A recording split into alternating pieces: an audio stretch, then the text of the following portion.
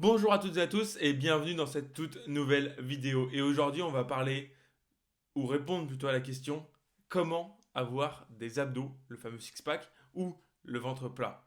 C'est une question qui est très souvent posée. Vous me la posez souvent et c'est pour ça qu'aujourd'hui, j'ai décidé de t'expliquer globalement comment tu vas pouvoir obtenir le plus rapidement possible soit ton six-pack, soit ton ventre plat. Alors il va falloir déjà, dans un premier temps, enlever certaines idées reçues de ta tête. Parce que pourquoi est-ce qu'aujourd'hui, t'as pas d'abdos?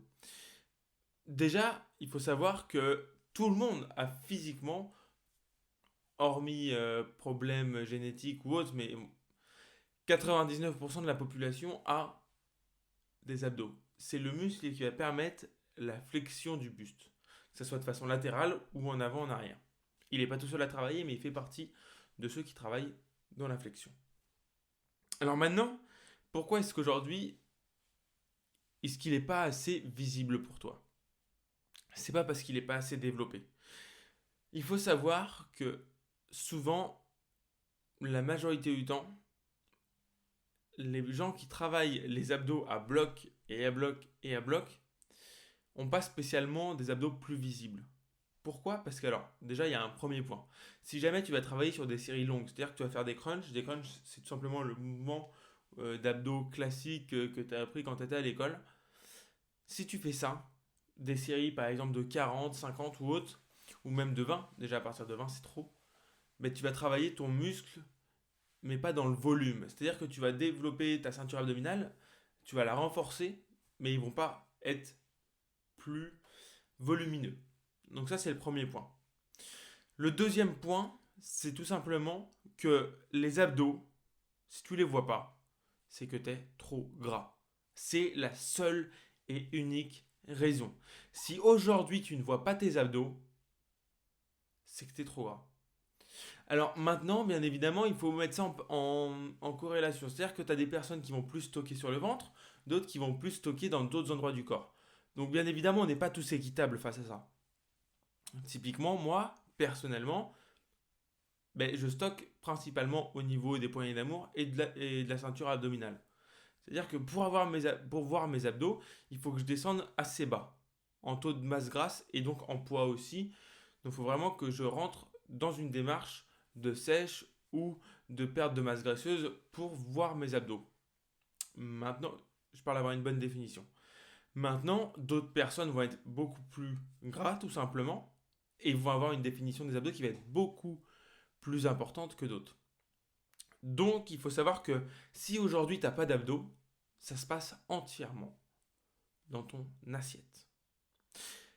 100% de tes abdos se font dans la cuisine. Et ça, il faut vraiment le comprendre. Ça se fait pas en faisant des crunchs, ça se fait pas en faisant des séries d'abdos. D'ailleurs, on a tous pu constater que tu as des personnes qui sont très fines de base, qui ont des abdos. Et des personnes qui font pas de sport, je veux dire. C'est des personnes qui ne font rien spécialement pour avoir des abdos, mais qui sont, entre guillemets, assez fines ou assez fins pour les avoir. Donc là, tu comprends bien que les abdos, c'est pas une question d'entraînement. Pour avoir des abdos, d'ailleurs, le meilleur moyen, c'est de ne pas travailler les abdos. Je vais t'expliquer ça tout de suite. En fait, quand tu travailles les abdos, tu vas brûler très peu de calories. C'est un muscle qui ne demande pas beaucoup d'énergie. Alors, c'est pas parce que ça te brûle au niveau du ventre que tu brûles de la graisse. Ça, c'est totalement faux. J'ai fait une vidéo sur le sujet, je te la mettrai juste ici. Ouais, c'est peut-être de l'autre côté, je sais plus. Peu importe. Ce sera là ou là. Donc maintenant, il faut que tu comprennes que il va plutôt falloir faire des exercices qu'on va appeler polyarticulaires. Des exercices qui vont te permettre de travailler un maximum de groupes musculaires, typiquement des squats, du soulevé de terre, des exercices qui vont te permettre de développer, en fait, qui vont toucher un maximum de groupes musculaires. Par exemple, quand tu fais des squats, tu travailles un petit peu ton dos. Tu travailles tes jambes, dans leur globalité, hein, je ne vais pas détailler muscle par muscle, tu travailles vraiment la globalité de ton corps. À soutenir la barre, tu as un travail des épaules, ce qui fait que tu vas dépenser beaucoup plus de calories en faisant des squats qu'en faisant des abdos. Donc c'est pour ça que la solution pour avoir des abdos, c'est plutôt de faire des exercices polyarticulaires.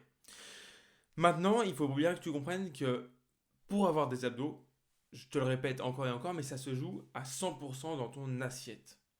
Tu as 10% d'extra bonus qui vont se faire à la salle de sport si jamais tu souhaites d'avoir des abdos plus volumineux, où là tu vas essayer de travailler tes abdos, mais avec un petit peu de charge que tu vas augmenter progressivement en fonction de ta progression. Mais si jamais tu veux juste avoir des abdos et avoir un physique plutôt sec, ou un ventre plat, ça va se jouer uniquement dans ton assiette. Et ça, il faut vraiment que tu le comprennes. Si jamais tu cherches à comprendre comment concrètement tu vas pouvoir obtenir tes abdos, etc., je te mettrai un article dans la bio que j'ai fait sur clémental.com qui explique pas à pas comment tu vas pouvoir adapter ton processus de perte de poids et atteindre ton objectif, que ce soit en termes d'abdos ou de ventre plat. Si jamais tu souhaites que je t'accompagne pas à pas vers l'atteinte de tes objectifs, tu peux aussi me contacter, je te mettrai tous les liens juste en dessous. Si cette vidéo t'a plu, tu peux la partager, la liker. C'était Clément, moi je te dis à très bientôt pour une prochaine vidéo. Salut!